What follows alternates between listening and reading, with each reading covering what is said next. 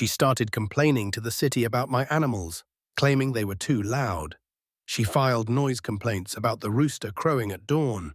She emailed the county about the smell of manure wafting into her backyard. And she even once suggested that I should move my animals to a proper farm. Lady, this is a proper farm. At first, I tried to be understanding. Maybe she just wasn't used to rural life. I get it. Some folks grow up surrounded by concrete and think milk comes from a store, not a cow.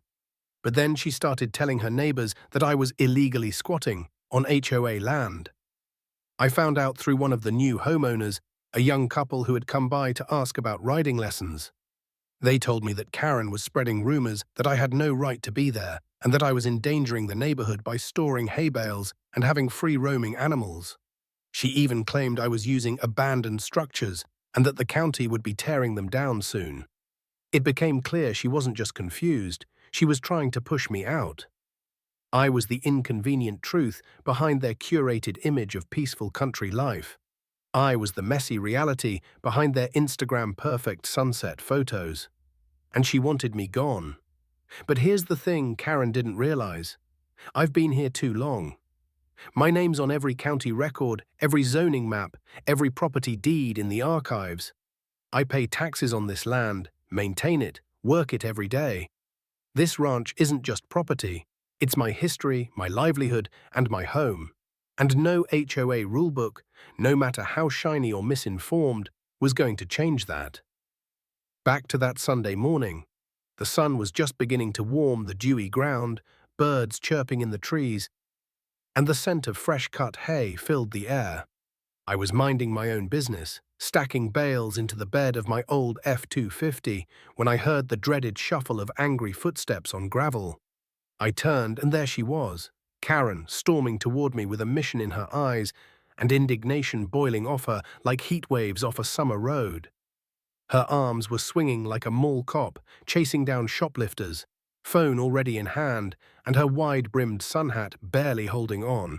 "You there? Drop that hay, right now," she yelled, her voice cracking with authority she didn't have. I stood up slowly from my crouch, dusted my gloves off on my jeans, and gave her a long look. "Can I help you?" "You most certainly can," she snapped, pulling out her phone like it was a badge.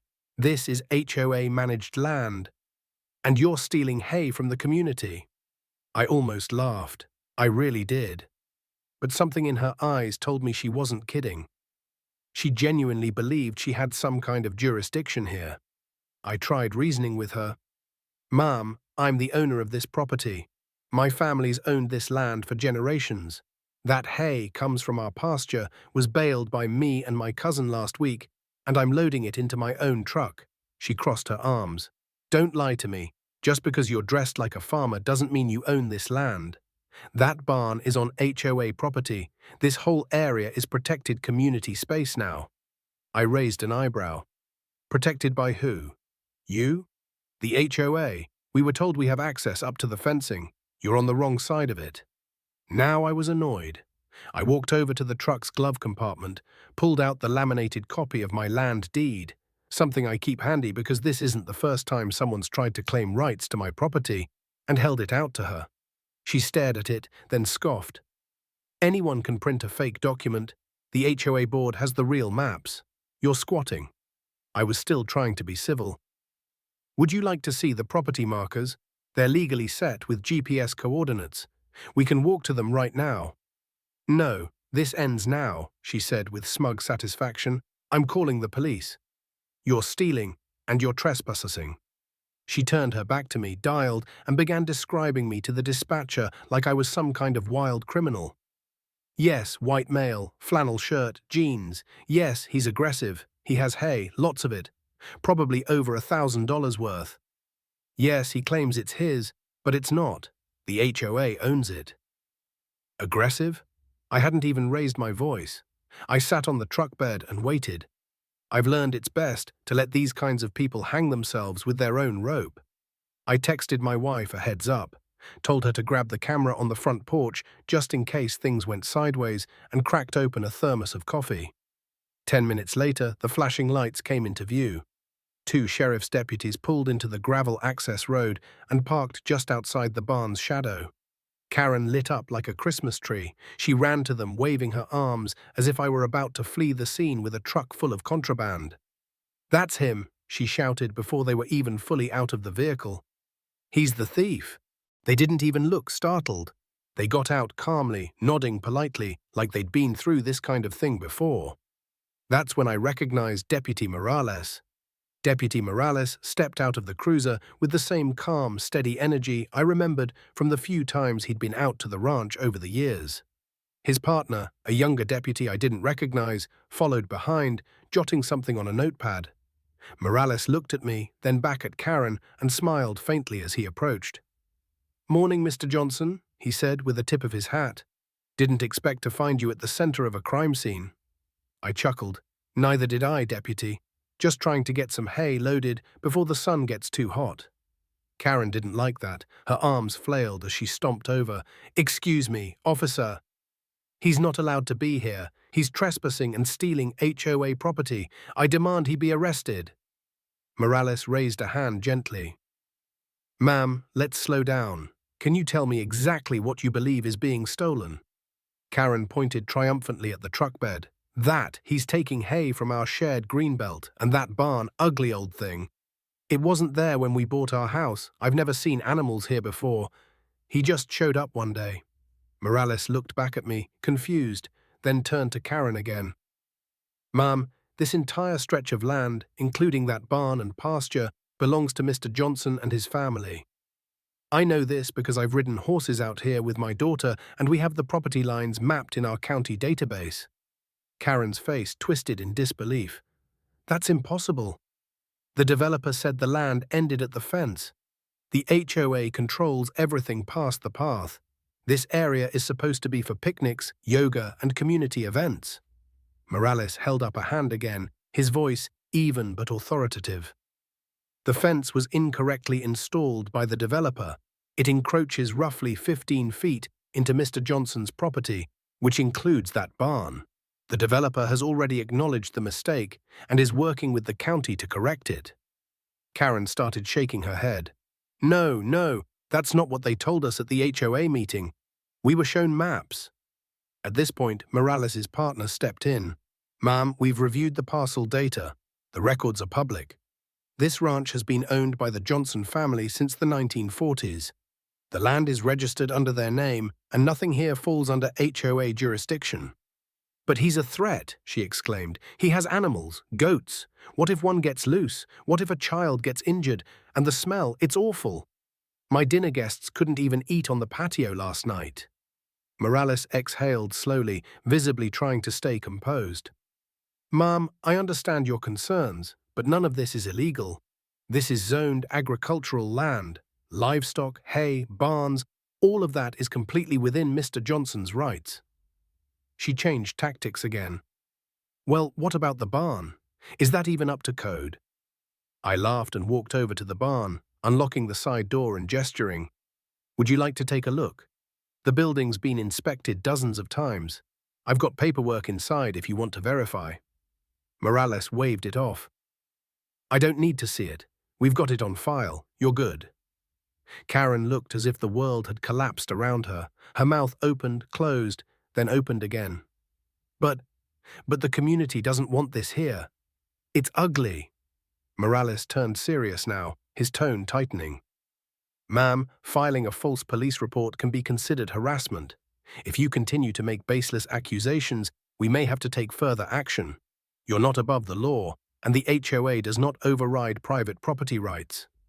There was a long silence. Karen's face flushed deep red, then, in a dramatic display worthy of an amateur theater production, she turned on her heel and snapped, "Well, I was misled. The developer tricked us.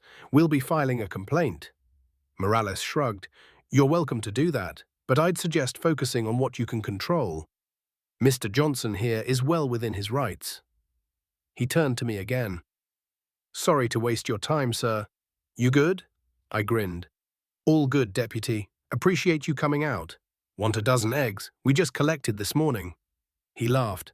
"Don't tempt me." As the deputies headed back to their cruiser, Karen stood at the end of the gravel drive, arms crossed, glaring holes into the ground like she could melt it with her anger. She didn't say another word, but her glare, that said everything. A few days after the police incident, just as the drama seemed to be settling down, I got a knock on the door while I was feeding the goats. It was a courier dropping off an envelope. No return address, but the official seal of the development company was stamped on the front. Inside was a formal apology letter from the developer. Dear Mr. Johnson, we sincerely apologize for the confusion and distress caused by the recent incident involving the HOA board and the misplacement of the community fence. Our land surveyors have confirmed that the fence encroached on your property, and we are actively working to have it relocated to the correct boundary line. As a gesture of goodwill, please accept the enclosed gift card for your continued patience and understanding. Sincerely, Marla Jensen, Regional Developer Liaison. Attached was a $500 gift card to the local farm supply store, a place I already visited enough to be on a first-name basis with the staff. I chuckled, tucked the letter into my records folder, and figured that'd be the end of it. By the end of the week, crews were out realigning the fence. They brought in survey equipment, marked the actual boundary with fluorescent stakes, and started tearing out the decorative panels that had been installed too far into my land. I stood nearby sipping coffee as I watched them work. Sweet justice in motion. But the real kicker: the developer also issued a mass notice to all the HOA residents. A formal email blast, followed by printed copies delivered to every mailbox in the neighborhood. It was professional but firm. Please be advised, the fencing along the south perimeter was mistakenly installed on private property belonging to the Johnson Ranch. This land is not HOA controlled, and residents are asked to respect the revised boundary. Mr. Johnson and his family are not affiliated with the HOA and retain full legal rights to their ranch property. That probably went over like a lead balloon at the next HOA meeting. Naturally, Karen didn't take this well. Rumor, aka Lisa from 3 houses down, said that Karen stormed into that meeting with a stack of printouts and a flip chart titled "Reclaiming Our Community Borders." She tried to push for an emergency motion to allocate HOA funds to build a massive privacy wall along the newly corrected property line. Her presentation, apparently, included PowerPoint slides with bullet points like reduce livestock odor infiltration, shield children from unsupervised farm activity, prevent future trespassing attempts by ranch occupants. But the kicker was her final slide. No more goats, reclaim the rural perimeter. It didn't go well. Turns out most of the other residents liked the view of the open fields and the charm my ranch added to the neighborhood. Several of them had grown up in the country and liked seeing the horses grazing or the occasional rooster strutting near the fence line. One guy even said his kids liked watching my goats more than Saturday morning cartoons. Karen's proposal was voted down hard. According to one neighbor who called me later, the tally was something like 23-2. Karen and one other person voted yes. Everyone else either abstained or laughed. But the most surprising part: a few of the neighbors actually reached out to me afterward. One of the mums, Rachel, came by with her 2 young boys and asked if they could meet the goats. I gave them a short tour, let the boys pet the animals, and even showed them how we collect eggs from the coop. By the next weekend, 5 more families had reached out. That's how the monthly farm day idea was born. Now, once a month, usually the first Saturday, I open the ranch up for a few hours in the morning.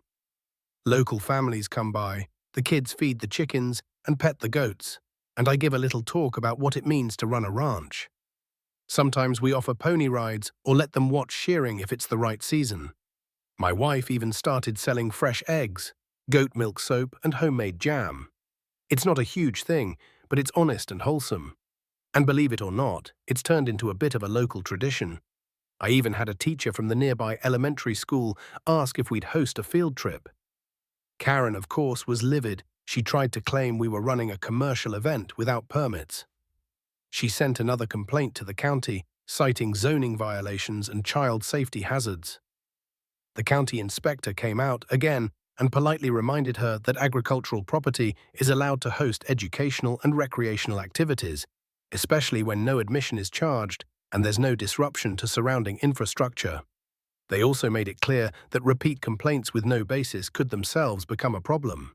The next week, I saw Karen out walking her dog, dragging it angrily past the fence line as it tried to sniff a curious goat on the other side. She refused to make eye contact, even as I gave her a friendly wave. She didn't wave back. By the end of that month, the for sale sign popped up in front of her house. Big red letters, motivated seller. One of my neighbors told me she was blaming the HOA for failing to protect residents from the encroachment of agricultural activities. Another said she complained that the stench of goats was preventing her from hosting dignified events. Maybe she just couldn't handle the fact that she lost.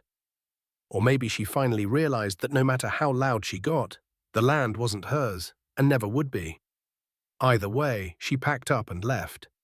Peace returned to the neighborhood, and funny enough, it got even better. The new couple who bought Karen's house, retired vets with a golden retriever and a love for gardening. First week after they moved in, they came by with a pie and asked if they could bring their grandkids to farm day. So yeah, I got the cops called on me for stealing hay from my own land. I got screamed at by a woman who thought a homeowners association had magical legal powers. I had to watch deputies explain basic land rights like they were talking to a particularly dense child. But in the end, I got an apology from the developer, a $500 gift card, a restored fence line, a new community tradition, and Karen gone.